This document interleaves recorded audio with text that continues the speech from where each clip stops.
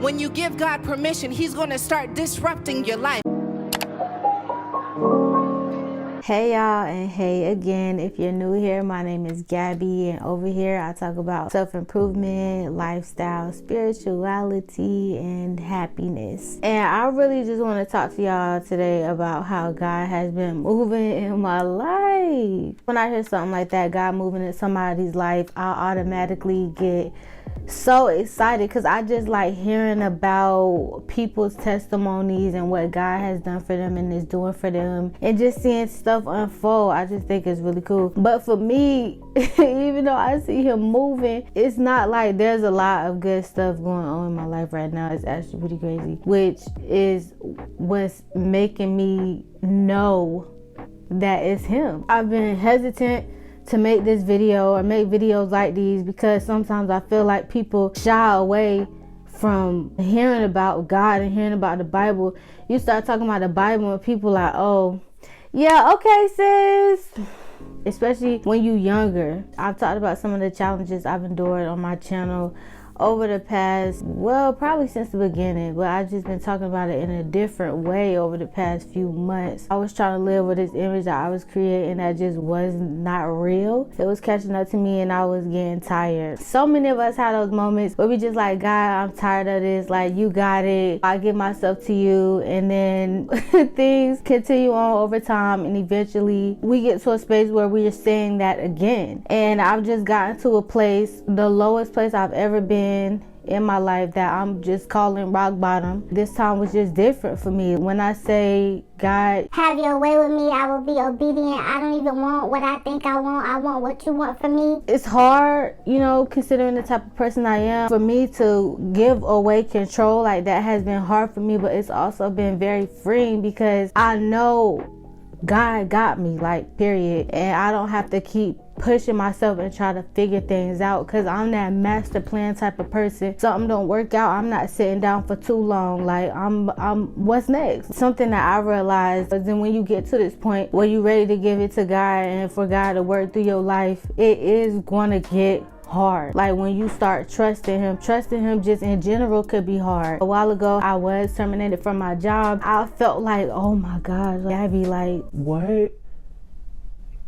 You just lost your job. What's wrong with you? But then I just felt so good inside that actually for once in my life I know for a fact that I'm being obedient in what God tells me to do. And I just remember thinking to myself, yo, that was so hard. I cannot imagine things getting any harder from here. It hasn't gotten any easier. Not too long after that, I found out that we have a baby on the way, and I felt excited. And then not too long after that, fear started settling in. I started getting nervous because when I was in college, I got pregnant my last year, my super senior year, and I had a job, but it was fast food. I wasn't really getting that many hours, and it got to a point where I wasn't employed. So I just started freaking out because I felt like, how was this happening to me again? Because I always told myself, next time I get pregnant, I'm just gonna be happy, I'm gonna be flourishing, wearing what I want to wear. I'm just gonna be beautiful, embody my pregnancy and my body in a beautiful and healthy way. And once I saw that there was no more money coming in, I'm like, oh my gosh, I'm about to be pregnant and broke, just like I was the first time. 7 years later, how is this possible? I'm in a much better place than I was. So once I get through that, then that's when I just had a breakdown at the beginning of the year, and I was like, am I depressed? I just started to look at my life for what it was. And I remember talking to my best friend a couple of weeks ago. She was just like, yeah, just I feel you. Like, if you would have told me that I would have been 29, I would have been like, what? No. I said, yes, girl. If anybody would have told me that I would have been 29, unemployed, with a baby daddy, with a child, and another one on the way, with no money, I would have been like, no, you got me messed up. I'm gonna need you to check again, because what you talking about? You got me mixed up with somebody else, because you're not talking about Gabrielle Walker. You're not talking about me. It was just a cool conversation, and it really lit my spirit, I think, for both of us, because I think at this time, like in your late 20s or entering your 30s, it just feels like so much pressure, especially when you look at your life and it looks absolutely nothing like you thought it would look. So I was just in this space at the beginning of the year where I'm like, oh my gosh, I'm really about to be 30 this year, and what am I doing? And I just started thinking about all the traumas I experienced, betrayal, the hurts, all the failures, and everything negative just really started sitting on me. I was like, okay, I'm gonna buckle down and really be in the word like I'm supposed to be, to really cultivate this relationship with God, because I'm really rock bottomy right now. What else do I have? So one of my goals since last year is to pay my car off. It was my goal to pay off my truck by October 2020. I lost my job in October 2020, so that was a no. But I still had savings, and I know tax time was coming, so I'm like, okay, well, I would really love to pay off my car next year, God willing. And I hadn't found my taxes or anything yet, but just from what I had already had saved up in my bank account, which was a savings that was going towards the paying off my car fund, and the amount I had left on my car, which is only a few thousand, I'm like, okay, this can still be done. So I still got a plan. I took my car to get an oil change probably about a month ago. A few days after that, the check engine light came on, and then a few days after that, 2 other lights came on. I wasn't tripping about it because I'm like, God got it.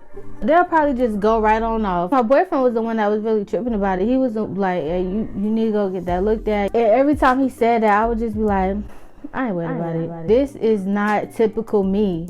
I'm just going with the flow. He was driving my truck one day when we were going somewhere. He said, pull up Honda, set an appointment. So I'm like, all right, man. I went to get my car looked at, expecting some kind of report, but not nothing too bad. I'm still trying to pay my car off, right? I walked up after they called my name, insert mechanic talk about things that need to be fixed, and he said, and the price is not a small repair. Okay, how much is it? He didn't even tell me. It's like he didn't even want to say the number. He turned the desktop towards me and pointed. I said, that number right there? $3,800. And then he adds, and that's before tax. So what they really need to do is engine work. He said, so this is really what needs to be done immediately, and this other part needs to be done too, which was another $420. He also was like, you also have work that needs to be done with such and such, your timing belt. That's another $1,300. That took my savings, probably all of the tax money that could possibly come in and beyond. You're talking about almost $5,000 in repairs before tax. I just couldn't even process. I said, yeah, I'm not going to be able to do that today, but I will be in touch. This day was really one of the days that really started a huge turnaround point for me, because even though I had been trusting God, this was just different. I just felt like that last little piece of money was all I had. Making a plan and evaluating and analyzing everything is something that I'm trying to work myself out of. I don't do it in an overthinking type of way. I do it because I enjoy it. I enjoy trying to figure stuff out sometimes. It's like a puzzle. So what they really need to do is rebuild my entire engine. I was in the car driving home, just trying so hard to speak positivity and faith and just goodness into the atmosphere. I was trying so hard to fight the tears. I just kept saying, God got it. It's gonna be all right. It's gonna be all right. The whole ride, 20 minutes home. And it was one point I just thought of myself just successful and doing well, thinking back on the moment that I was currently in, me driving in the car. And I just started crying. And I was like, no, Gabby, stop. Because I told myself I wasn't going to cry, but it was almost like tears of joy, because I was thinking of my time of redemption when I was going to be looking back on these hard times. I got home, and Wesley came home later that day, and he was trying to figure something out. And that's one thing I can say about that man. He do not like to see me hurting. He do not like to see me struggling. I said it's crazy because I just feel like I'm at a place at my life where all I have is my health my family, and God. Everything that I thought I knew or that I felt like I needed, I didn't have. The last little piece of something of value that I earned, that I thought I had, gone. Just like that. He went to the room, like kind of like in the middle of the conversation. Nobody was saying nothing at the time, but the conversation was over. He came back with this plan. I could take out a loan for you so we can pay off this part, and then you can still do this and this and that, and then have money. Really trying to figure it out for me, and I told him no. That's not the way to go. I just didn't feel it in my heart that we were supposed to do that. He said, but I'm telling you, it's a good idea. I said, it seems like a solid idea, and I'm happy that you're really looking out for me. That's one thing I really do love about you, because you really do support me. He said he didn't like to hear what I said about he feel like I don't really have anything. And I told him, it's nothing I can do. And I feel like that's how it's supposed to be. I feel like I'm supposed to be at a place where it feels like I'm at rock bottom. It feels like I'm alone. It feels like nobody understands me. It feels like I have nothing. So I will only have God to turn to. It's like everything in my world right now is forcing me to go to Jesus. I want to get to a place where even in my hardships, I can be joyful. There's certain times where scripture just pop into my mind, and I knew even though I had the right mind, I didn't really have a good attitude. I want to be able to go through something and feel my feelings when necessary, but once I feel my feelings, keep it moving. It feels like everything right now is just dropping on me at one time. I was obedient, and then all the dominoes have just been falling one by one. It's funny because it's so much on me, and it's so much on me at the same time, but everything that I'm going through right now, I have already been through before.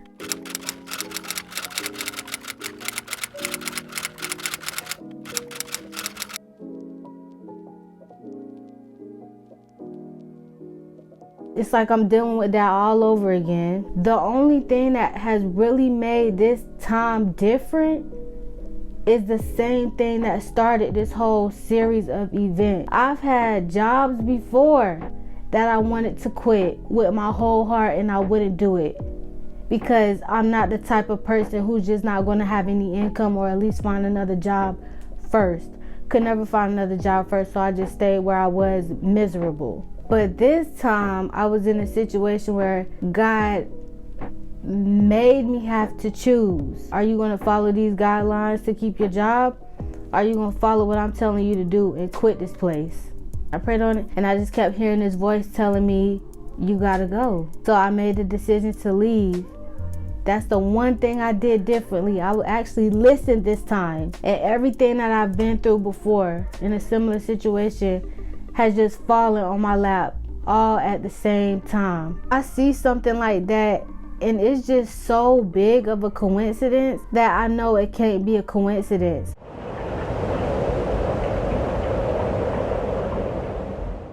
Gabby, you didn't handle a lot of this stuff the way I would have liked you to the first time, so we're gonna try it again in your adulthood. I just don't see how that's not God. It is a little scary to me because it's obvious that it's God. It makes me feel like, am I going crazy?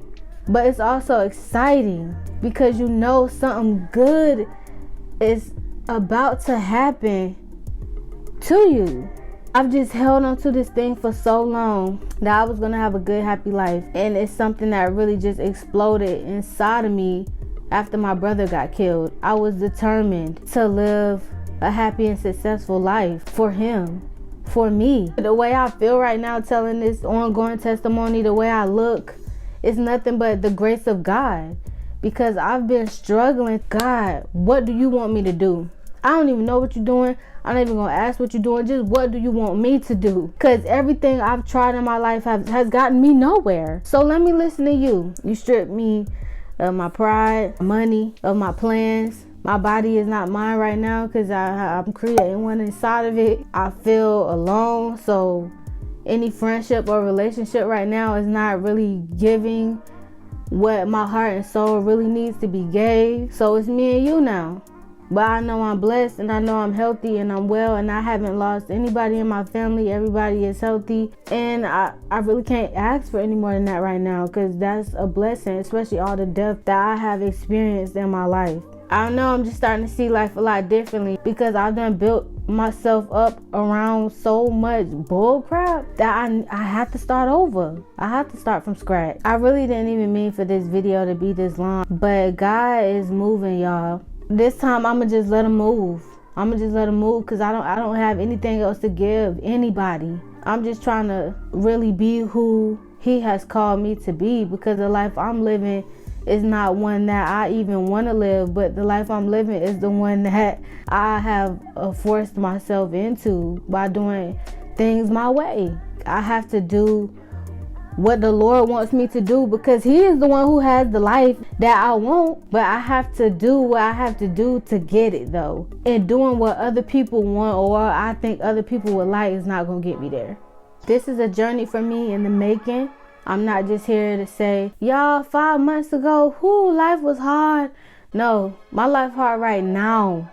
And this is what it is. I would love for y'all to tell me about something that you're going through or how God has worked in your life. I love to see it. I love to hear it. If God can do it for that person, he can do it for me. He can do it for us. So make sure y'all subscribe and let's stay connected, y'all. If you stuck through, I really appreciate you. And until next time, and peace and love, I'm out.